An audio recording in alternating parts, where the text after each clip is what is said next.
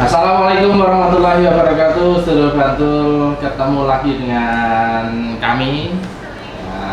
Ketemu lagi dengan kami di acara yang sudah diidam-idamkan jutaan pemirsa di seluruh Bantul ya. Acara Sarungan, Saring Ilmu Sesarengan episode 15. Alhamdulillah malam hari ini kita kedatangan tamu spesial ya. Tamu spesial yang tentunya kalau di tetangga sudah tidak asing lagi, tapi kalau di Bantul sepertinya perlu wajah baru ya, coba wajah baru. Namun dari di tetangga sudah cukup terkenal gitu. Nah, sebelum nanti kami menyapa narasumber, hari ini saya bersama rekan bidang pencegahan dan kesiapsiagaan BPD Kabupaten Bantul, ada Mbak Fatah itu. Nanti kita ngobrol bareng dengan Mbak Fatah bersama dengan narasumber. Namun sebelum masuk ke materi yang sudah live di TikTok dan Instagram, silakan like, komen, share, ya, tatap layar ya biar makin ramai, dan jangan lupa nanti kalau ada pertanyaan yang sekiranya menjadi keresahan atau menjadi PR ya, PR di lingkungan Bantul, di wilayah Bantul, tentunya silahkan komen, nanti akan dicatat oleh operator-operator di belakang sana, dan nanti akan dijawab oleh narasumber yang sudah tidak asing lagi. Tidak asing lagi bagi yang kenal gitu ya. Nah, sebelum ke sana lagi, saudara Bantul, sedulur Bantul semuanya, bulan November ini curah hujan lumayan sudah mulai intens ya, dan tentunya kewaspadaan terkait dengan bencana hidrometeorologi juga tentunya harus selalu ditingkatkan gitu ya, karena beberapa kejadian sudah melanda di wilayah Bantul. Kemarin di Ngesti Harjo Mas, jadi sudah ada angin kencang dan lebih dari 20-an pohon sampai 30-an itu pohon tumbang di sana akibat angin kencang. Dan tentunya potensi ancaman ini bisa meningkat apabila nanti curah hujan juga semakin tinggi, dan kewaspadaan terkait dengan banjir dan tanah longsor serta angin kencang itu sendiri. Nah, di kesempatan yang lalu Bantul sudah menetapkan status siaga darurat untuk bencana banjir, tanah longsor dan angin. Ya, warga masyarakat monggo mulai sekarang mulai melakukan pemantauan wilayahnya, dan juga sudah diaktifasi 18 pos pantau banjir longsor di wilayah Bantul. Ada 18 kelurahan yang sudah mengaktifkan posnya. Ya, kalau ada permasalahan terkait dengan kebencanaan bisa ditangani di 18 pos. Selanjutnya langsung menyapa narasumber pertama dengan Mas Radit. Ya, dan yang kedua adalah Mas Sandi, atau siapa nanti nyebutnya? Sandi boleh. Mas Sandi boleh. Nah, kita akan ngobrol bareng, saring ilmu. Jadi kalau selama ini yang kita kenal gitu kan BPPTKG ya. Jadi tamu kita narasumber dari BPPTKG ini dulu kalau warga masyarakat kenalnya adalah terkait dengan Merapi gitu ya, Merapi.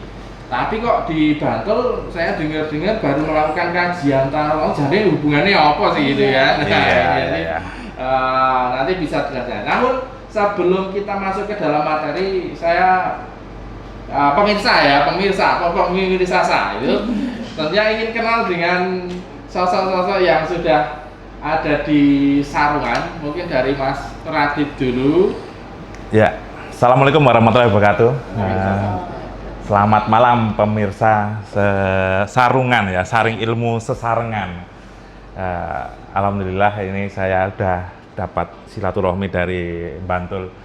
Kalau sebelumnya itu saya tadi katanya aktif di tetangga gitu.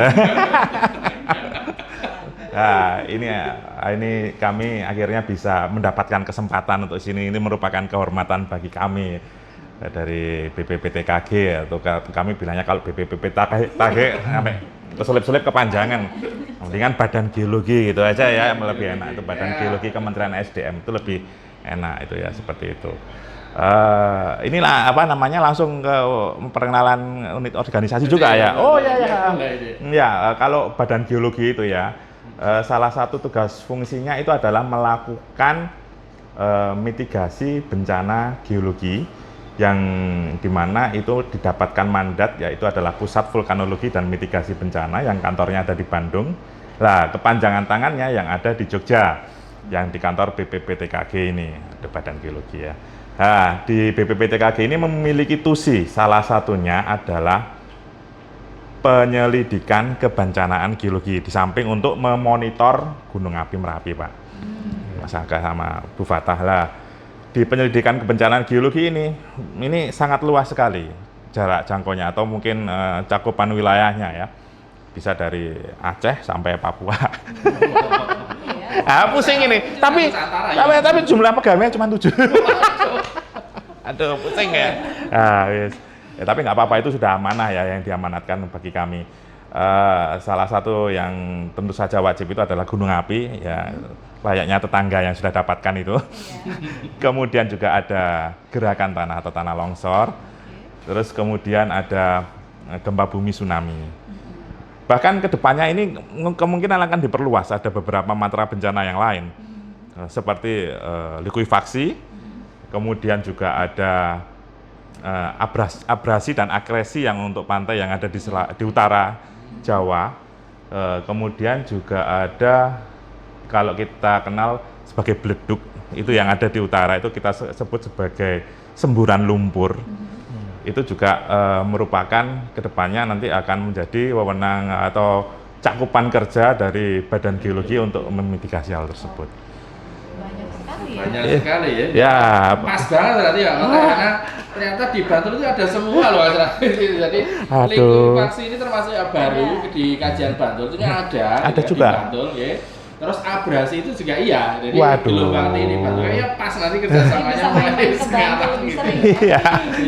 Ya sering ke Bantul ini berarti begini ya. Tapi bukan kemudian menjadi wah Mang Bantul kok jadi jadi maraknya cemas gitu ya. Tapi tidak, jadi karena bersifat pengkajian gitu ya, sehingga lebih baik kita kaji, kita tahu kita hasilnya bagaimana, potensinya bagaimana, sehingga lebih siap lah. Amin. Itu yang kita harapkan. Ya, nah lanjut sekarang kalau Mas Sandi. Mas Sandi gimana? Terima kasih. Perkenalkan, saya Sandi Alfonso Limbong, bisa dipanggil Sandi.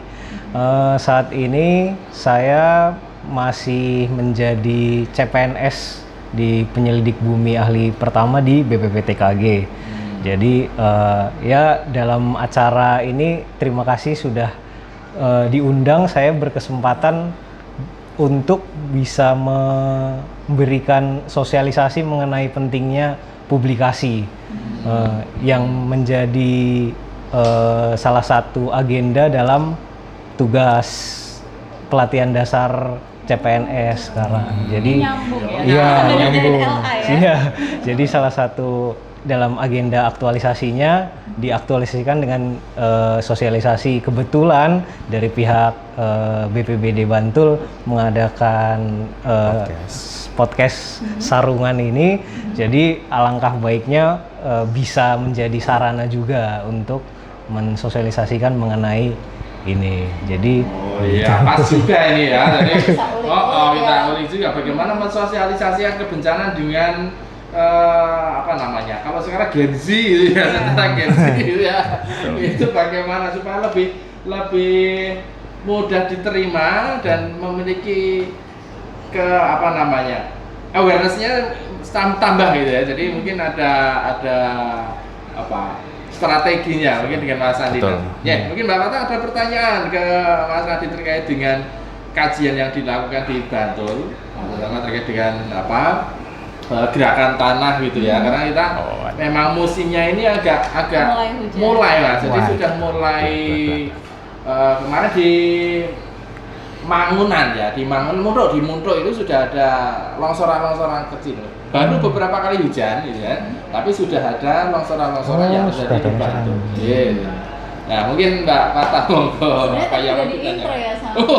Tadi udah secara garis besar yang mau saya tanyakan udah di sampaikan ya. Wah, ini ada Iya, tapi mungkin menarik ya. Jadi kalau kita sekarang musim hujan gitu ya, itu pasti kan ada peningkatan potensi terkait gerakan tanah. Betul. Nah, sebenarnya kalau gerakan tanah itu apa sih Pak? Kita kalau di kajian risiko kita itu kan namanya tanah longsor aja nih. Nah, apa sih bedanya tanah longsor sama gerakan tanah? Mungkin itu dulu tuh. Atau cakupannya juga kayak apa sih sebetulnya? Pak Radit atau Mas apa? Andi nih ya.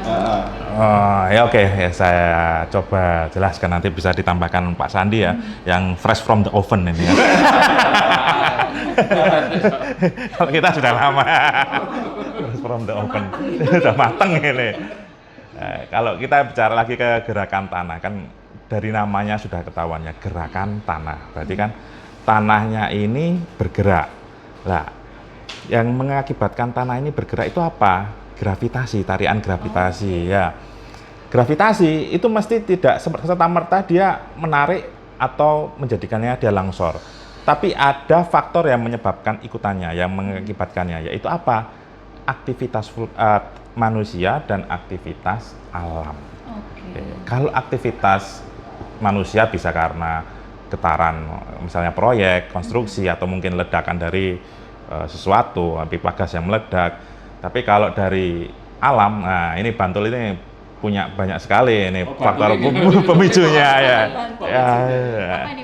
Ya, misalnya curah hujan yang tinggi bisa. Nah, kemudian getaran dari gempa tektonik. Nah, ini kebetulan ini Bantul nggak punya ini gempa vulkanik. Nah, ini jauh, ini sangat jauh. Tetangga sebelah yang punya. Nah, itu salah satu penyebab gerakan tanah yang sering terjadi di tempat kita seperti itu. Nah, macamnya juga banyak. Biasanya kami itu menggolongkan gerakan tanah itu ada 3. Yang pertama itu gerakan tanah yang sangat cepat. Seperti contohnya itu adalah rockfall. Batu langsung jatuh jebluk gitu. Nah, itu biasanya terjadi kalau di Bantul itu ada di daerah yang timur Bantul ya, yang ada di formasi atasnya Semilir itu Ngelanggeran ya, breksi Ngelanggeran ya. Itu karena Ngelanggeran batunya tidak stabil, jatuh karena gravitasi. Itu yang sangat cepat. Terus kemudian ada yang pergerakannya itu menengah, medium. Ya, medium itu bisa karena gerakannya bertahap, pelan-pelan, tapi tiba-tiba mengalami percepatan, yang kayak slam atau mungkin rotational slide, itu gerakannya medium. Nah, kenapa ini pergerakannya medium? Karena di bawah bidang gelincirnya itu ada material yang kedap air, atau istilahnya kalau itu impermeable ya. Nah, itu kalau di sini itu formasi Semilir. Oke. Itu daerah mana aja itu Pak biasa sebarannya Semilir tuh? Semilir itu merupakan, kalau para geologi itu meyakini itu adalah merupakan fosil gunung api atau gunung api purba. Nah, formasi Semilir ini komposisinya adalah tuf. Nah, tuf itu apa? Kembali lagi, tuf itu adalah sebenarnya tuf itu adalah abu vulkanik. Kalau letusan besar itu abu vulkanik, tapi dia mengalami kompaksi dan litifikasi.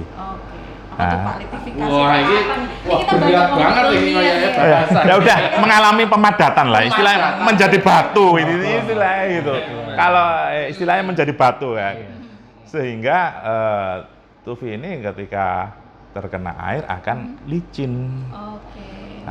Lah di atasnya tuf ini terendapkan formasi Ngelanggeran yang isinya breksi-breksi itu kalau lapuk jadi pasir lepas. Nah, di bawahnya ada licin, di atasnya ada pasir lepas, pleset. Nah, itu terkena, ada triggernya, ada air juga. Itu yang mengakibatkan Bantul ya secara geologi itu memiliki kerentanan untuk gerakan tanah. Itu. Untuk yang tipe menengah tadi itu ya Pak? Ya, tipe menengah. Terus kemudian untuk tipe yang sangat lambat, males banget itu. Nah, ini kita sebut sebagai rayapan, merayap. Creeping ya. Bukan menakutkan ya. Iya. Creep itu merambat pelan-pelan. Kalau creeping ini tipenya sangat lambat sekali pergerakannya dan tidak terlalu cepat. Biasanya ada tanda-tandanya. Tanda-tandanya itu kalau ada pohon yang Miring, condong miring atau tiang listrik yang bergerak atau rumah yang bergeser dari tempatnya pelan-pelan. Itu tandanya creeping. Nah itu mungkin perlu juga diwaspadai, itu bisa memicu longsor yang lebih cepat. Itu. Itu kalau yang creep itu di Bantul juga bisa ada itu ya Pak ya? Berarti ya, yang model apa rayapan tadi itu? Kemungkinan ada. Tapi yang seringnya itu yang tipe 1, tipe 2 tadi yang sangat cepat, yang rockfall ya, yang batu gunung jatuh blek ke bawah. Sama yang kedua yang tipe slide tadi itu. Karena dia punya tuh selancar itu Pak, bidang gelincir untuk pelorotan. Ada yang dipelorotkan dan ada pelorotannya. Meluncur deh. Iya. Ya. Tapi memang betul Pak Bara. Ini cocok dengan kewilayahan di Bantul ya. Terutama di wilayah Piungan, Imogi, Betul. Delingo, kemudian kalau di barat itu sebenarnya juga ada. Jadi wilayah Sedayu, Pandak, ada. itu juga seringkali ada longsor dan memang kalau di peta itu memang posisinya beda dua wilayah. Sedangkan kalau yang Bantul kan memang landai gitu, daratan dari Merapi Purba. Betul. Nah, kalau yang timur dan barat, Barat. memang agak cocok terjadi. Iya. ini dengan tadi dengan dua tipe tadi ya. Meskipun ada memang yang agak lambat itu tahu-tahu miring itu yang ambles itu. Betul. Diwaspadai. Menarik ya. Ini datanya dari Pusdalap soalnya. Data dalam. Biasanya Ya, laporan berarti ada barat dan Iya, timur. Iya. Tengahnya alhamdulillah aman. Mungkin Alhamdulillah aman. ini yang jadi ini tadi kan menyebutkan penyelidikan gitu ya. Nah, kira-kira apa sih sebenarnya penyelidikan yang sudah dilakukan terkait gerakan tanah oleh Badan Geologi nih, khusus di Kabupaten Bantul? Penyelidikan gerakan tanah, kebetulan tahun 2024 kemarin kami bersama BPBD juga itu diminta asesmen untuk gerakan tanah yang ada di Makam Imogiri. Waduh. Iya, itu melibatkan juga ada Taman Nasionalnya juga, Imogiri sama Dinas Kebudayaan. Jadi karena itu kan kita harus survei dan itu kan adalah makam raja. Wah ini kami takut ini kalau ada apa-apa. Ya ini kalau kita disebut sebagai teranyaan atau apa kita takut. Nah itu kami mengkombinasikan dua survei. Yang pertama itu adalah survei drone tapi pakai lidar. Yang kedua adalah geolistrik. Nah, kalau drone konvensional biasa itu kita tidak bisa menembus tanaman. Drone-nya dia cuma vegetasi biasa ya. Jadi sulit mendapatkan profil morfologi yang tepat untuk di daerah situ. Terus kemudian geolistrik kita kepingin mengetahui ini apa sih yang di bawahnya sini, apakah penyebabnya ini ada akuifer atau ada apa yang menyebabkan. Nah, dari survei ini ya, dari survei gerakan tanah yang di Imogiri ini itu kita mendapatkan kesimpulan bahwasanya yang menyebabkan longsor ini tidak hanya atau gerakan tanah ini tidak hanya dipacu oleh air hujan yang tinggi, tapi juga terdapat struktur. Oh, ada kayak patahan. Iya, sesar yang sesar, 2 sesar atau 3 sesar yang terkombinasi dekat dengan patahan tersebut. Mungkin sesar itu atau patahan itu rekah dan terisi air, itu mudah longsor seperti itu. Jadi ada indikasi yang memang perlu didalami untuk kedepannya ya Mas. Betul. Yang kita kenal kan sesar ya opak gitu ya. Gini. Kayak Bapak ini perlu itu kan karena Badan Geologi tadi di awal banyak ini bidang iya belum selesai dong. Sambung juga dengan semalam. Ini dua matra sudah nyambung di jari satu.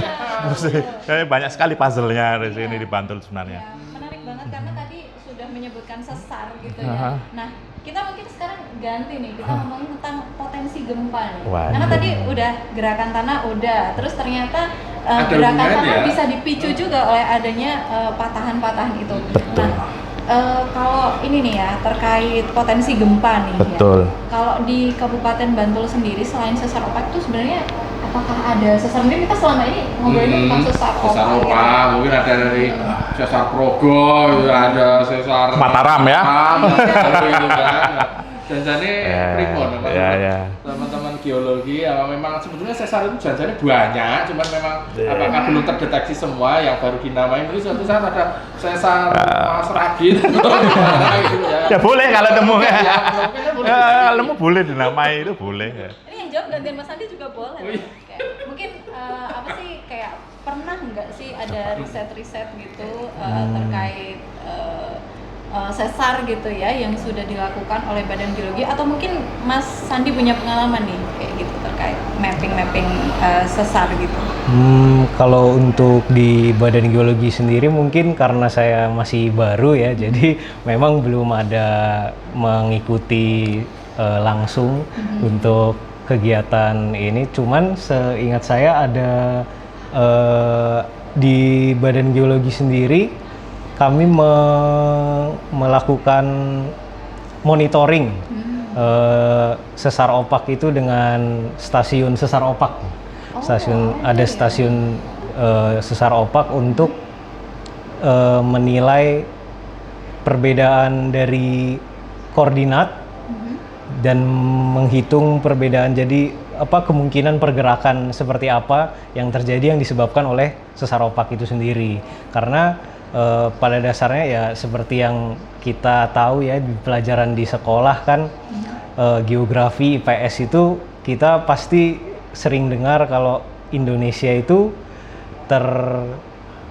terbagi tersusun dari 3 lempeng utama gitu kan, Indo-Australia, Eurasia dan Pasifik. Nah itu karena tumbukan itu, pertemuan lempeng itu akhirnya menghasilkan zona subduksi, dan dari situ juga dihasilkan sesar dan ya salah satunya sesar opak gitu. Jadi salah satunya Mbak, ini iya, Salah satu ya, ini berarti mungkin untuk yang lebih advance lagi Wah ya, mungkin dari Mas silakan Radi. ini kopinya sudah datang ya. Baik. Yang lebih advance lagi, mungkin sambil persiapan menjawab nih, ini ada amunisi sedikit gitu. Kok anget-anget. Terima kasih. Terima kasih Mas. Ini saya yang Wah. paling ini ya, Ya, Paling jernih ya. Iya, paling jernih. Iya. Ya. Mungkin bisa ditambahkan gitu. Ya, saya garis bawahi dulu ya. Sesar itu kalau kita bicara itu hurufnya pakainya sesar ya. Kalau Bonocoroko pakainya pepet, harus pakai pepet. Sesar. Jangan pakai taling. Kalau taling nanti sesar, sesar ya. Rumah sakit itu nanti harus garis bawahi, harus pakai pepet ya. Sesar ya. Kalau sesar nanti operasi ya, seperti itu. Kami itu di BPPTKG Badan Geologi itu sudah melakukan penelitian sesar opak itu sejak tahun 2019 sampai sekarang, 2024 bahkan sampai sekarang. Itu kontinuitas melakukan penelitian di sesar opak dengan menggunakan beberapa keilmuan geosains, yaitu ada geologi dan geofisika. Kalau geologi kan cek lapangan secara langsung ya. Geofisika itu kita menggunakan metode gravitasi. Ya ini kalau Bu Fatah kan dari geofisika mesti lebih tahu beliau ini. Gravitasi, kemudian ada metode GNSS atau kita bilangnya GPS ya, GNSS. Kemudian juga ada AMT atau kita sebut sebagai audio magnetotelurik. Nah, ternyata dari penelitian ini sesar opak itu merupakan suatu mekanisme sesar yang pergerakannya itu cenderung geser ke kanan. Ada komponen geser ke kanan, dekstral kalau kita bilangnya dekstral. Komponen dekstral dan sedikit ada obliknya. Nah, kemudian jenis sesarnya itu adalah jenis sesar turun yang memiliki kemiringan atau dipnya itu ke arah timur. Jadi mengarah ke arah timur seperti itu. Nah, dan yang dari hasil GPS ini atau yang tadi yang disebutkan oleh Mas Sandi tadi yang pengolahan menggunakan stasiun sesar opak yang kami lakukan instalasi ada di beberapa tempat seperti di Imogiri, di Piat, dan satunya lagi saya lupa satunya lagi. Ada 3 di Bantul. Itu dari situ kita dapatkan bahwa pergerakan sesar opak ini adalah 10 sampai 30 mm per tahun. 1 sampai 3 cm per tahun. Iya, itu adalah pergerakan sesar opak yang Ya ada di Pusgen itu ada ya. Memang betul. Jadi di stasiun GVC itu kami mendapat aktivitas opak itu memang hampir setiap hari itu ada. Ada. Memang betul ya. Jadi adanya pergerakan per tahun itu ya bisa jadi dari aktivitas seismiknya yang muncul itu ternyata ya juga cocok ini. Jadi memang kalau diteliti lebih dalam lagi bisa gerak gitu ya. Sekarang ini kembali lagi ke Bantul ya. Ya, jadi potensinya Bantul. Ini kami bukan menakut-nakuti ada apa ya. Ini jangan khawatir, tapi ini kita bicara dari segi data dan kesiapsiagaan ya. Jadi kalau dari segi gempa bumi itu ada minimal itu 2 ancaman ya dari Bantul. Yang pertama itu ada reaktivasi sesar opak, dan yang kedua adalah subduksi itu sendiri. Oh, ini yang Ya, aneh ya. ya. Jadi belum tentu kalau misalnya ada gempa bumi dari sesar opak itu belum tentu. Kemarin seperti contohnya yang di 2014, saya lupa bulan apa itu ya. 2004 atau 2024 yang ke belakang, ya. sorry. Iya. 2024 ke belakang itu ada gempa. Setelah kita verifikasi juga dengan BMKG dan data penyelidikan stasiun alat, ternyata sumber gempanya itu masih berasal dari zona subduksinya. Sebenarnya sesar opak ini juga masih mengeluarkan getaran-getaran atau kegempaan, namun tidak besar, hanya bisa terdeteksi sama alat seismiknya. Biasanya 1, enggak. Tersebelah ya. Udah ada karena lokal ya. Seperti itu. 1,2. Jadi memang aktif ya Mas. Jadi Ya. di BPTK juga termonitor ya, berarti untuk aktivitas dari opak sendiri, dari getarannya itu terpantau ya. Jadi sana. Ya, stasiunnya. betul. Insya Allah terpantau, dan kemudian kita juga senantiasa tetap melakukan penyelidikan lah ya. Ya, nanti kiranya kita nanti cuma mengembangkan tetangga sebelah ya, ternyata. Karena bidangnya juga ada di Bantul. Kami itu juga. Tapi bisa nggak sih kalau misal kadang tuh saya kalau misal ke masyarakat gitu ya, atau mungkin ke sekolah gitu ada pertanyaan, sebenarnya tuh nyambung nggak sih antara ini kita ngomongin subduksi gitu ya, subduksi maupun juga gempa yang dari darat itu dan hubungannya dengan Merapi. Kadang tuh suka ada pertanyaan gitu, apakah ada hubungan antara gempa-gempa yang di sini dengan aktivitas vulkanik gitu, atau apakah mungkin aktivitas vulkanik itu memicu gempa-gempa yang di sini nih? Baik ya, di balik. Atau jangan-jangan salah nyari informasi, nyari tentang informasi tentang Merapi tapi salah ke BMKG. Nah, kadang tuh muncul yang lucu apa? Barangkali bisa diceritakan juga gitu. Gimana tuh? Oke, sebenarnya apakah apa yang ditanyakan Bu Fatah ini kan, apakah ada korelasi ya antara tektonik dan vulkanik ya, antara ada tumbukan lempeng yang ada di selatan dengan aktivitas magmatisme yang ada di Merapi. Oke, karena kami itu sebenarnya belum punya bukti nyata atau real, itu kami mencoba mencari padanan yang ada di Chile. Nah, kita lihat worst case-nya Chile, itu sama, tektoniknya itu sama dengan Indonesia. Dia juga subduksi juga, menghasilkan gunung api. Nah, Chile itu tektoniknya itu sampai 9,5 skala Richter. Ya, kalau Jogja kemarin kan yang ada di Bantul itu 5,6. Chile itu 9,5 skala Richter, sangat besar sekali, sampai tanahnya terangkat. Namun apa yang terjadi di sana, gunung yang dekat dengan gunung api aktif yang dekat di Chile tersebut itu tidak begitu aktif. Walaupun ada gempa yang sangat besar sekali, tidak begitu aktif. Nah, ini yang menjadikan apa namanya, oh ini jangan-jangan ini antara tektonik dan vulkanik walaupun saling berhubungan, tapi ini tidak bisa memicu secara langsung seperti itu. Karena ini subduksinya cuma satu ya jauh ya. Nah itu satu contohnya itu.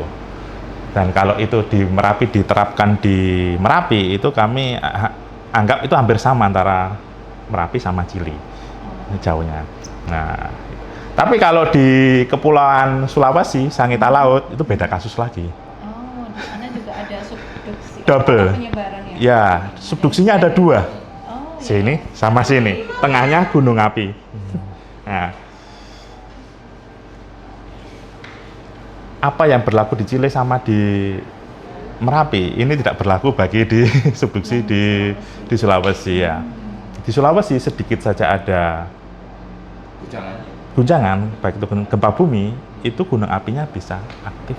Oh, berarti ini bisa berbeda-beda ya? Iya, tergantung lingkungan geologi kembali lagi. Ini kan kalau di Jawa sama Sumatera subduksinya cuma 1 selesai.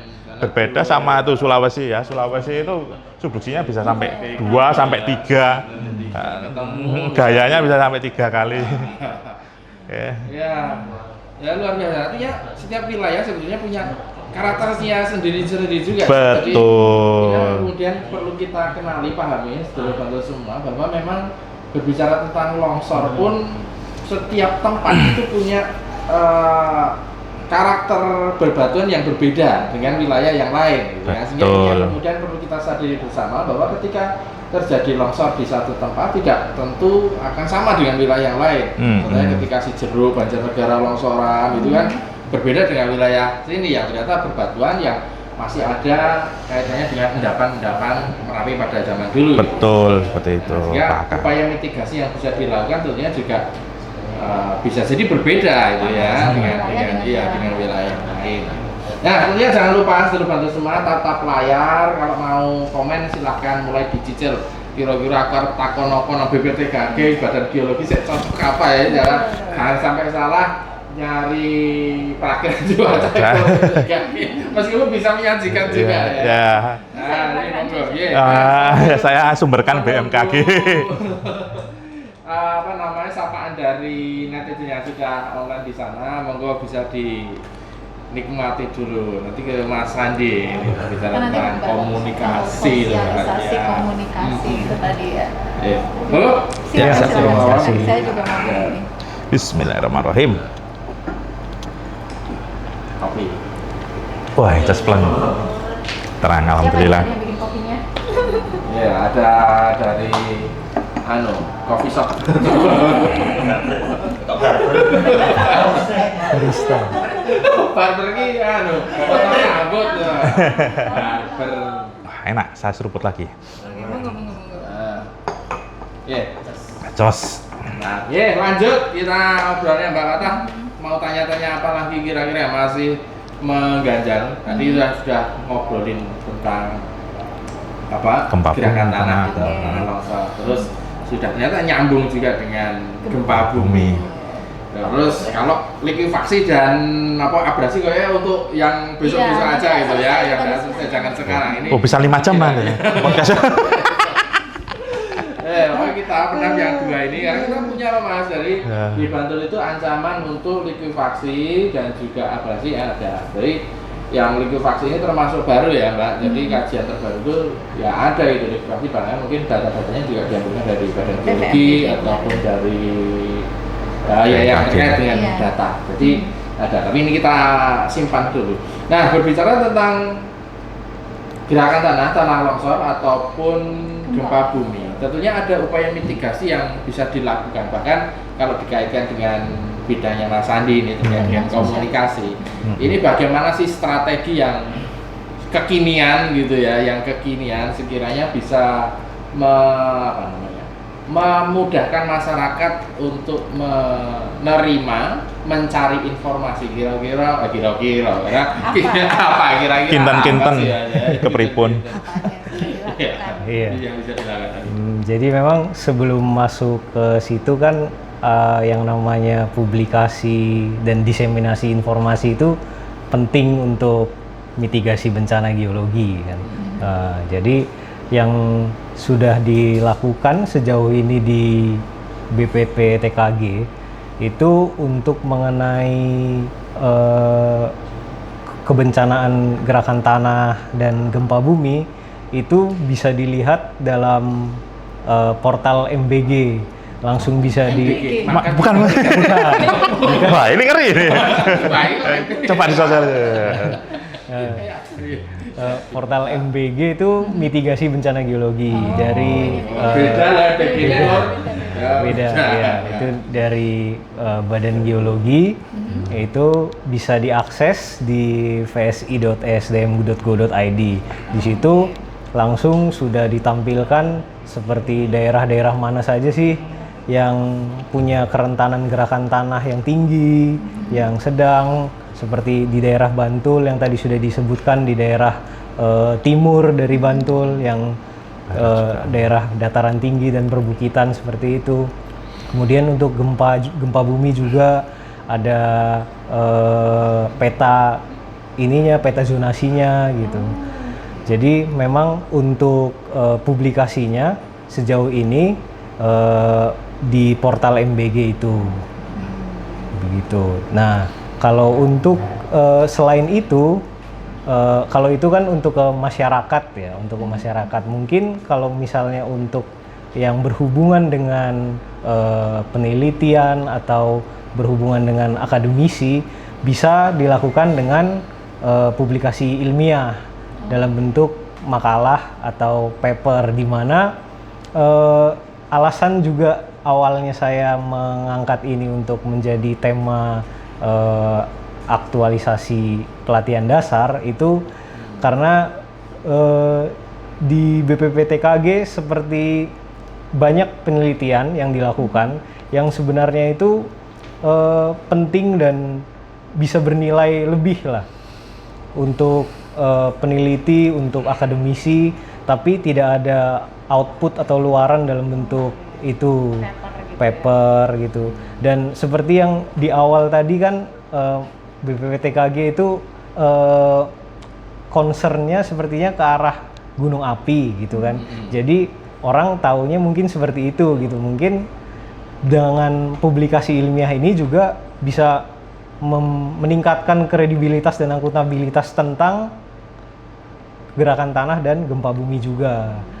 Jadi bisa membuat publikasi dalam bentuk paper itu juga membuat ke masyarakat jadi lebih paham kalau oh ternyata nggak hanya tupoksi mengenai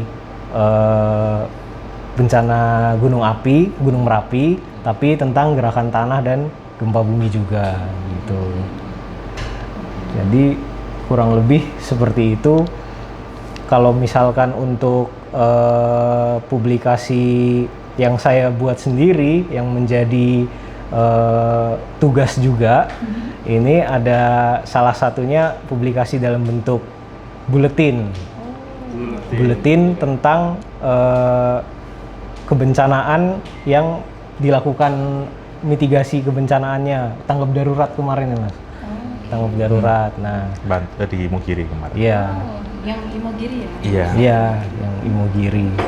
Nah, kalau tadi misalkan membahas tentang bagaimana sih bagaimana Gen Z gitu kan, tentang buletin itu sebenarnya di era sekarang memang orang pasti, masyarakat pasti menginginkan materi atau ilmu yang gampang diterima, gampang dicerna gitu. Jadi tips dalam membuat publikasi sebenarnya intinya satu, membuat itu jadi nggak bahasa akademis, intinya itu aja gitu. Jadi agar dapat dicerna masyarakat lebih baik dan juga meningkatkan kompetensi juga gitu. Mungkin kalau misalnya mengenai diseminasi informasi dan terkait BPPTKG yang lebih rinci, mungkin bisa ditambahkan sama Mas Radit karena pasti masih ada yang kurang, masih ada yang belum disebutkan sama saya. kira-kira tuh masih ada tambahan lagi nggak itu Pak Radit? Sama mungkin sekalian titipan ya pertanyaannya, sekalian saya tambahin gitu pertanyaannya. Jadi selain nambahin yang tadi, ada nggak sih upaya-upaya kolaborasi gitu ya untuk diseminasi itu tadi Pak? Gitu. Karena tadi kayaknya baru yang dari Badan Geologi dulu ya Mas ya. Ya. Nah kalau yang kolaborasi nih, apakah sudah ada? Ya Bu Fatah, ini kalau BPPTKG ini kan terkenalnya masih ke gunung apian ya dulu itu ya. Nah, kalau di BPPTKG itu mengembangkan diseminasi, itu nama kita sebut sebagai wajib latih penanggulangan bencana.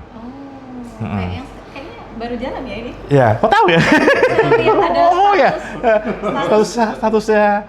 bukan orang BPPTK Oh, bukan. tapi salah satu fasilitatornya saya ada kontaknya gitu. Loh, ini acara apa nih? Oke, ya. Ada yang kita sebut sebagai wajib latih penanggulangan bencana. Itu yang disebut wajib itu kan nggak sunah dan nggak mubah ya, nggak sunah dan nggak wajib ya. Nah, harus ikut ya, mbuh piye carane melu ya. Nah, ya, ini diselenggarakan untuk masyarakat yang tinggal atau hidup di daerah rawan bencana. Baik itu masyarakat, kemudian itu ada juga sekolah, bagi guru, kalau murid kan masih belum bisa ya.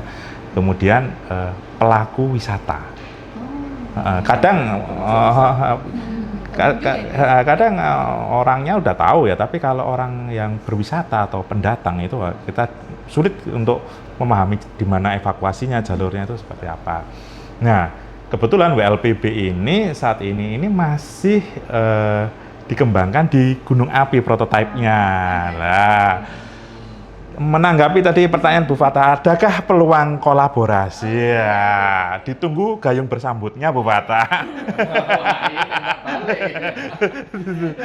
Kayaknya cocok juga ya Pak Fatah, karena di Bantul ini pun membidik sampai ke pengelola wisata juga Mas. Jadi kami sudah pernah melakukan di wawancara. Ini memang sudah ada, cuman memang kalau dari Badan Geologi juga ada, kayaknya bagus juga ya. Jadi ada input berada di masyarakat yang berada di kawasan rawan ini, kemudian tingkatkan kapasitasnya, lalu pelatihan wajib tadi, ya. Ini tentunya akan semakin memperkuat ya untuk mitigasi bencana. Ini perlu dicatat Mbak Fatah ini. Ini nanti di bidang saya. Iya, karena memang sepertinya itu sudah lama ya Mas, kita sempat menyasar untuk wisatawan gitu ya di sekitar sungai waktu itu ya. Betul. Di pinggir-pinggir sungai itu di 2023 atau 2022 gitu. Nah, tapi kayaknya ke depan kita juga perlu nih, karena banyak sekali operator-operator atau destinasi-destinasi wisata juga di Bantul ini yang dia berada di kawasan rawan kebencanaan geologi gitu. Ada yang rawan tsunami, gempa, likuifaksi juga ada, longsor juga banyak ya gitu kan, ada gitu. Nah, ini kayaknya penting juga supaya memastikan bahwa masyarakat yang berwisata yang mungkin mereka berasal dari daerah yang beda gitu ya karakter wilayahnya itu, supaya bisa melakukan penyelamatan diri dan evakuasi serta mengenali tanda-tanda gitu ya dengan betul segera. Itu yang diinginkan supaya mengurangi resiko bencana ya Bu Fatah ya. Betul. Menarik ya, nanti bisa dicatat. Oke, kita catat. Baik, ya sudah ada yang bertanya belum ini, komen-komen gitu ya. Oh, ada yang nanggapi bahasanya geologi Prataya. Ini agak tinggi tadi ya. Bahasanya geologi banget. Ampun, Komandan. Kita akan coba rangkum nanti ya untuk supaya nanti lebih mudah kita pahami bersama, karena kita sifatnya adalah saring ya, saring ilmu secara. Tentunya dengan keilmuan Gen Z tadi juga harus ada penyesuaian juga ketika mensosialisasikan kepada masyarakat, artinya yang menarik, yang lucu-lucu bahkan malah lebih masuk gitu ya daripada yang banyak dilakukan oleh pihak ini di beberapa konten gitu ya dengan sifat resmi itu malah sepaneng gitu. Tapi kalau sekarang yang teman-teman di Damkar saja udah pakai metode yang lucu-lucuan gitu ya. TikTok ya. Teman-teman ya warga masyarakat itu lebih mudah untuk menerima gitu, cara mudah. Kalau masih ada yang mau bertanya, masih ada kesempatan, ini masih lama ya. Ini jam tekan subuh nih paling ya. Oh iya. Nah, tentunya 50 menit sudah loh. Mungkin teman-teman yang di belakang ini suwe banget lo ratakan gitu kan. Nah, mimik kopi sih. Mimik kopi sih. Ya ini memang akhir-akhir ini potensi curah hujan memang semakin meningkat. Nah, jadi nah, bagi kewaspadaan masyarakat nih tentunya perlu kewaspadaan yang lebih gitu ya daripada kalau musim kemarau ya kan. Karena identiknya ketika musim penghujan bencana yang terkait dengan hidromet, banjir, tanah longsor gitu, ini justru malah akan semakin dekat gitu. Betul. Nah, terkait dengan tersebut, mungkin dari teman-teman Badan Geologi nih Mas Radit atau Mas Sandi ini ya, bisa memberikan tips tidak ya terkait dengan upaya sederhana, upaya sedang ataupun upaya yang berkelanjutan gitu ya, untuk memitigasi. Nah, karena supaya ya nek longsor ki ora banget-banget lah gitu ya. Nah, ini ada rekayasa apa saja yang mungkin bisa menjadi gerakan, karena sekarang itu bahasan ini AMPD loh Mas, aksi merespon peringatan dini ya. Nah, barangkali itu kayak dengan ancaman bencana geologi juga ini juga ada usaha yang bisa dilakukan supaya ketika longsor ya tadi tidak terlalu ini, mungkin ada sedikit upayanya dan mungkin sekalian kalau masyarakat yang belum tahu tentang tanda-tanda longsoran nanti ini sekalian tandem ya. Tandem ya. Dulu Mas. Nanti atau Mas Andi dulu ya. Oke lah. Tanda atau mitigasinya. Kalau tanda-tanda longsor kan kita langsung klasifikasikan bahwa yang kita Bantul yang berada di sebelah timur itu kan yang memiliki tingkat kerentanan tinggi ya, yang warna merah itu. Nah, di sana itu satu yang kita wajib waspadai adalah perumahan yang dekat dengan lereng atau tekuk lereng, itu kita wajib curigai. Masyarakat harus aware. Nah, ini saya di mana sih saya itu tinggal, itu misalnya di tekuk lereng atau di bantaran sungai itu harus aware. Kedua, hubungannya sama hujan deras. Kalau sudah hujan deras itu masyarakat juga harus warning, wah ini udah hujan deras. Sudah nggak usah banyak-banyak aneh-aneh lah ya, nggak usah banyak teori macam-macam. Pokoknya ada lereng, ada hujan deras, dan yang ketiga, tanda ketiga sudah mulai muncul retakan. Baik retakan yang ada di tanahnya atau rumahnya atau jalan di depannya itu sudah mulai ada retakan. Itu masyarakat juga harus mulai, ini sudah peringatan terakhir ini.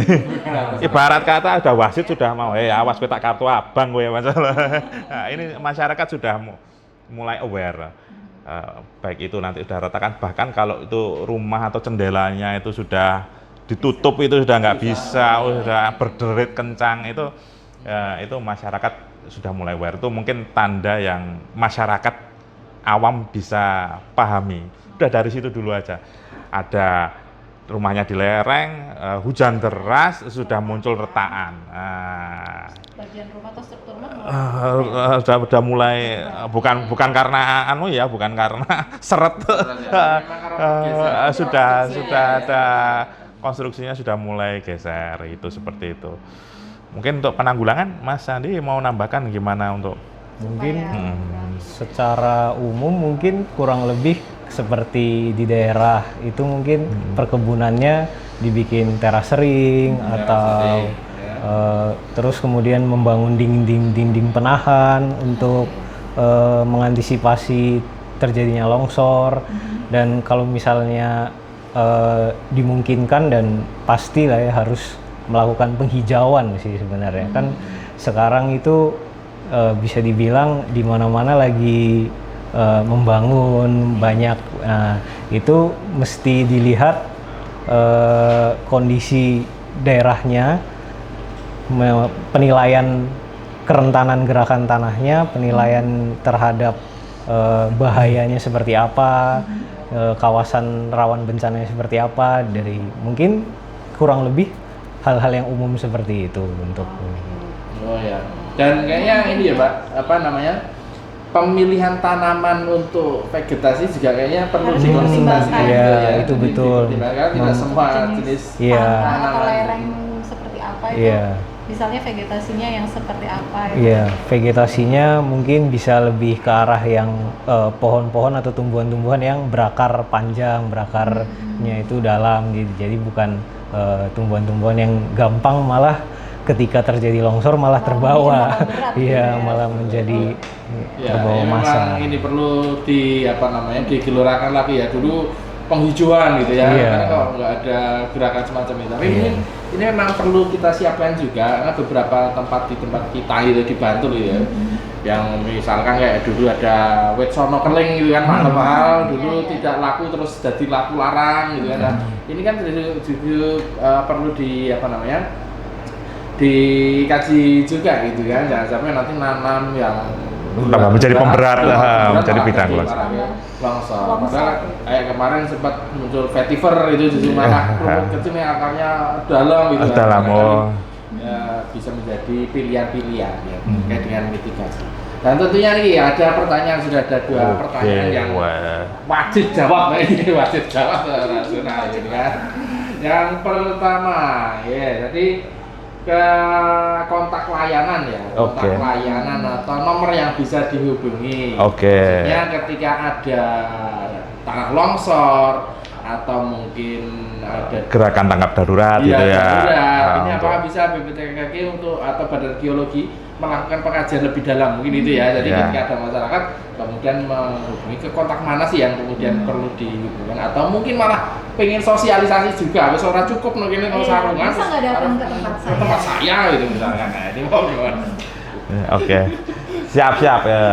Ini pertanyaannya untuk kontak senternya di BPPTKG itu bisa menghubungi di langsung ya nomor WA bisa? Boleh. SKP ini, Parade. Oh enggak, ini kontak senternya Infocom.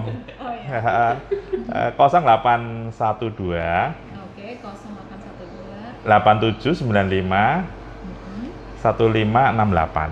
Oke, udah dicatat belum ya sama Sedulur Bantul ya? Jadi diputar ulang kok ya. Nanti Ya diputar ulangnya nanti di YouTube ya, di live kita hanya langsung gitu ya. Ya sudah dicatat. Atau kalau di sosial media mungkin? Kalau di sosial media Untuk sekarang masuknya kita ke Badan Geologi. Oh ya, Mas. Kleru tolong ketak mau. Kita aku nih BPTKG yang lama Ya. orang direspon. Iya. Langsung ke Badan Geologi Mas. langsung ke Badan Geologi. Semua sekarang tersentralisasi di Badan Geologi. Kalau yang tadi yang layanan BPTKG itu berarti untuk layanan yang seperti apa? Ya. Pak? Yang nomor WA tadi itu? Misalnya mau tanya secara langsung dan cepat, misalnya apakah ini hubungannya dengan tanah longsor ini apakah berpotensi Terjadi di wilayah bisa terjadi di wilayah saya, itu bisa berpotensi longsor atau jenis longsoran apa ya yang mungkin bisa, apakah misalnya meluangkan waktunya untuk survei di daerah saya sambil silaturahmi ngopi, konsultasi ya. Bisa ya. Kami terbuka insya Allah seperti itu. Oke, jadi sekarang zamannya cepat, BPTKG juga tak kira ya 24/7 juga ya, 24/7 untuk penerima laporan dan juga terkait dengan ya di Merapi itu kan ya nggak terus ditinggal seminggu prai itu kan, tidak tetap harus ada yang mantau. Termasuk tadi kalau ada warga masyarakat yang membutuhkan dukungan dari Badan Geologi lewat BPTKG terkait dengan kejadian yang terjadi di wilayahnya. Terus ada lagi pertanyaan yang kedua, info BPTKG dapat diakses di mana saja? Maksudnya infonya ya, aplikasinya ada berapa? Aplikasinya tadi satu yang portal MBG tadi. Portal MBG. Tadi udah dicatat belum ya portal MBG, linknya di mana tadi? Portal MBG linknya tadi di mana Mas? Di Mungkin bisa disebut lagi itu. vsi.esdm.go.id. Oh, oke, vsi.esdm.go.id. Iya. Itu tadi yang informasi terkait peta-peta itu tadi yang Iya, gimana itu peta tadi. gerakan tanah itu? Iya, tentang peta gerakan tanah, gempa bumi, kemudian tsunami. Kalau untuk informasi gunung api di Magma, ya, Magma SDM. Telegram ada ya Mas ya? Curah hujan gitu ya? Telegram. Wah, curah hujan puncak, Pak. Puncak. Puncak Merapi. Nah, iya. Saya ikut waktu itu, jadi pantau saya. Jadi luar hujan kayak apa ya.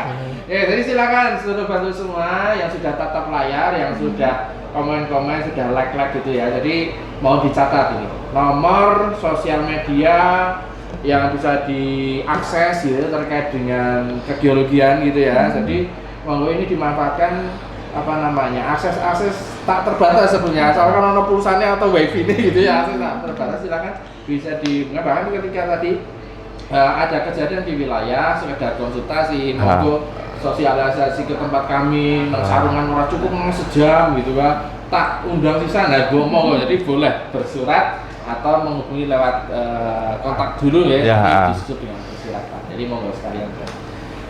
Terus yang berikutnya ini yang baru, apakah ada potensi pada aktivitas dari sesar opa akibat dari peningkatan status Merapi? Ya, wah ini pertanyaan. Dengan sesar gabung lagi ya. Ini dari sebenarnya itu sudah banyak sekali dilakukan penelitian. Akibat ada nggak sih hubungannya antara sesar opak sama Merapi ya? Apalagi setelah waspada ini sesar opak bagaimana? Nah, sampai saat ini pun ini masih belum ada ketemu benang merahnya. Apakah ini bisa mereaktivasi atau tidak? Namun satu yang jelas bahwasanya untuk kantong magma Merapi ini berbeda sistem dari jalur sesar. Ya, sehingga Merapi ini jalurnya berbeda dari sesar, sehingga ini kalau bisa dibilang merupakan satu hubungan atau tidak, bisa dibilang ini masih abu-abu zonanya, masih belum ada jawaban. Nah, karena itu tadi saya kembali ke padanan gunung api yang ada di Chile. Gempa 9,6 tapi kok gunungnya di Majak, apa ini kan? Enggak, berarti sesar-sesar atau tadi kembali lagi ke Mas Aka bahwa batuan yang ada di Merapi di bawahnya sesar opak itu juga ikut berpengaruh. Ada kondisi kontrol geologi itu juga ikut berpengaruh. Jadi kalau dibilang ini masih belum ada hubungannya, masih belum diketemukan hubungan. Berarti masih perlu ada riset ada riset lebih lanjut lagi seperti itu Bu Fatah. Ya, jadi ini PR kami ke depan. Bisa diselesaikan satu masa hidup manusia gitu ya, Mbah Rono itu dulu menyampaikan dari Merapi ataupun ilmu-ilmu geologi ini tidak cukup diselesaikan dalam satu masa. Ini ya, jadi berapa kali baru nanti akan ketemu benang merahnya tadi, jebol nyelip gitu kan. Oleh sopo gitu ya. Ya, mudah-mudahan kita bisa menambah gitu ya dari ini pengetahuan terkait dengan Merapi, dengan sesar tadi ternyata ya belum saat ini mungkin belum terjawab itu hal sebelum masih belum terjawab. Secara. Terus ada pertanyaan yang mau bacakan operator. Bacakan operator. Oh ya, waduh. Saya seru. Ya, panjang banget ini. Panjang banget ya. Jadi mau nanya, karena adanya ancaman bencana geologi di Kabupaten Bantul, apakah ada penyuluhan mitigasi penanggulangan bencana khususnya untuk difabel supaya punya respon buat melakukan penyelamatan diri sendiri? Kan kalau ada bencana tuh respon orang menyelamatkan diri berbeda ya, kadang lupa punya keluarga. Baik. Pertanyaannya arahnya dua arah ya rasanya. Iya, rasanya ke BPBD juga, itu BPKG juga. Kalau sekarang dari sini dulu, dari narasumbernya kono. Ya. Sudah ada upaya belum? Jadi kayak penyebaran informasinya itu untuk bisa menyentuh kelompok-kelompok yang berisiko tinggi ini. Kalau untuk di Merapi ya, ini kita kembali lagi ke sana. Di Merapi itu sudah ada untuk para difabel. Oh sana ya Merapi. Sana ya. Sana. Kalau untuk difabel, untuk bahkan para lansia, bahkan orang yang memiliki kerentanan tinggi, itu sudah mulai ada untuk ke sana, lari ke sana. Bahkan itu melibatkan juga komunitas, rumah sakit yang menangani difabel. Nah, kalau ini diterapkan untuk daerah kebencanaan secara opak itu akan sangat baik sekali ya. Seperti itu. Iya. Sudah ada upaya-upaya tapi Upaya-upaya, masih ya. sementara belum Iya. terapi ya. Di Merapi, Merapi. ya. Nah, tapi kita juga jangan mau kalah Mbak, karena di Bantul sudah ada ULD-nya, unit layanan disabilitas. Pertama di DIY kayak ya. Wah, Ya, ya. mantap. Ya, ini ya pertama ya. Ini artinya nanti bisa collab juga dengan Badan Geologi, Mas. Jadi narasumbernya persiapan gitu Ya. Jadi, Waduh, memang waduh, itu sudah ada waduh. ULD. Jadi ada unit layanan disabilitas yang salah satu kegiatannya kemarin yang kami ikuti gitu ya. Pentingnya sosialisasi ke teman-teman disabilitas gitu ya. Jadi itu menjadi poin penting. Maka di tahun ini baru melakukan pendataan secara detail di mana saja dan survei gitu ya. Jadi, Oke. survei di Mantap. mana apa namanya sebarannya dan ancamannya apa sih untuk Ya. teman-teman disabilitas ini yang baru mungkin di tahun depan mungkin ya insya Allah sudah mulai bisa berjalan kegiatan. Tapi alhamdulillah kita ketemu dengan teman-teman dari Badan Geologi kayaknya nyambung juga ini suatu saat ketika butuh apa namanya kolaborasi ya artinya nanti bisa. Jadi baru siap nanti mungkin ya. Tapi insya Allah ada karena di Bantul tidak hanya BPBD yang berkecimpung dalam kebencanaan ya. Jadi nanti ada teman-teman dari Divagana, ada dari Komplit ya elemennya. iya dari lembaga-lembaga lain yang berkecimpung di situ dan mudah-mudahan bisa berjalan dengan baik karena memang kelompok berisiko pun yang tidak berisiko pun ini masih literasinya juga perlu ditambah itu apalagi yang teman-teman dengan apa disabilitas yang perlu kita siapkan bersama-sama. Bro, gitu. PR kita nambah bro. Tadi disebutkan beda banget kok gitu kan. PR kita nambah bro. Saya ikut atasan. Ikut atasan ya. Ya dan mungkin kalau Bro. sedikit menambahkan ya terkait ULD ini.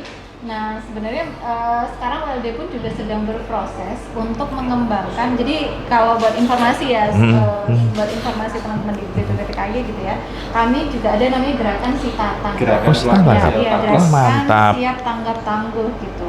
Nah itu juga apa namanya kami tahun ini Mas itu sedang ada pendampingan nih dari beberapa teman-teman di ULD untuk bagaimana mengembangkan Sitatan ini supaya lebih inklusif gitu ya. Dengan tentunya kita sebelumnya kita bikin workshop gitu untuk menggali apa aja sih sebenarnya kebutuhan, kemudian tantangan serta bahkan mungkin apa kapasitas yang dimiliki oleh teman-teman penyandang disabilitas ini. Wah, Jadi, mantap sekali. Mereka bisa contribute apa untuk apa ya upaya penanggulangan bencana. Untuk Oh. apa sesamanya. Wah. Jadi dari kita untuk kita ya dari ya pokoknya dari teman-teman disabilitas oleh teman disabilitas dan untuk teman-teman disabilitas itu sudah Ada ya, berarti pertanyaan dari tadi sudah terjawab. Ya, Sudah nanti ada. kolaborasi. Yang riset-riset di sini nih. Ah. Kita akan banyak belajar nyari info ke yang tukang risetnya gitu kan untuk merumuskan ya yang buat sosialisasi. Baik, ada satu lagi dari Banyak kenapa ya? di Yuliati 2701 Instagram. Halo Nanda. Pertanyaannya, Ya pertanyaannya silakan Mas dibacakan. sebenarnya apa pertimbangan pembuatan jembatan kretek yang berada di zona sesar Lepang mengingat sesar ini masih aktif? Dan bagaimana langkah mitigasinya untuk warga sekitar jembatan tersebut? Terima kasih. Wah, ini Orang cari jembatan kretek. Jembatannya wis dadi soalnya gitu. Iya. Kami rasa itu mau jawab. Kasih pancingan dulu ya ini. Kasih pancingan dulu. Pancingan dulu ya ini. Ini teknis ini, sangat teknis sekali, sangat anu sekali. Ini program nasional ya Mas ya. Ini sudah melalui pertimbangan yang pengkajian yang panjang tentunya ya. Betul, Ketika akan dilakukan pembangunan dan ini merupakan untuk konektivitas gitu ya penghubung dari tiap daerah dan dari Kementerian PU pun sebetulnya itu sudah dirancang untuk tahan gempa gitu ya. Betul. Sesar. Ah, ayo, jangan kualik. Meskipun sesar opak ini aktif gitu ya, tapi kan memang kita tidak bisa menghilangkan ancaman gitu ya. Betul. Ancaman tidak bisa dihilangkan. Yang jelas bagaimana upaya manusia itu untuk beradaptasi kan sebetulnya. Betul. Ya barangkali jembatan ini pun dibangun sudah Melalui melalui kajian. pengkajian dan sebagainya. Ya kalau bertanya memang pun di pinggir pantai itu kok tidak terkena tsunami ya bisa saja jadi setiap setiap daerah itu punya ada. ancamannya masing-masing tinggal nanti Mitigasinya seperti apa? Kalau menurut itu nanti kita nggak bangun bandara yang di Kulon Progo, Pak. Karena ada tsunami. Dan mungkin yang terkait dengan apa sih yang perlu dilakukan oleh masyarakat di kawasan sesar ini terakhir barangkali sebelum kita closing karena ternyata sudah jam 9 lebih Mas. Weh. Jadi sebelum closing kami minta nopong ya, wangsit ya. Penutup. Kata-kata Mutiara. Kata kewaspadaan, kata-kata mitigasi bagi masyarakat Bantul yang tinggal di wilayah rawan sesar gempa bumi maupun yang longsor tadi. Ya, kalau hubungannya dari sisi Geologi. ya. kalau sudut pandang geologi ya saya kalau untuk sesar atau gempa sebenarnya gempa atau getaran yang diakibatkan sesar itu tidak membunuh. Yang membunuh itu apa? Struktur bangunan.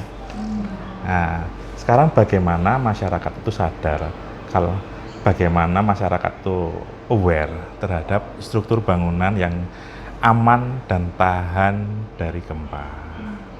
Ya. Getaran itu sendiri itu sebenarnya tidak membunuh kalau kita tahu, kecuali kalau itu getaran yang sampai di Chile 9,5 sampai membalik. Ya, ini kan sejarahnya cuma 5,6 nggak sampai 7-an, di bawahnya 7. Itu tidak membunuh.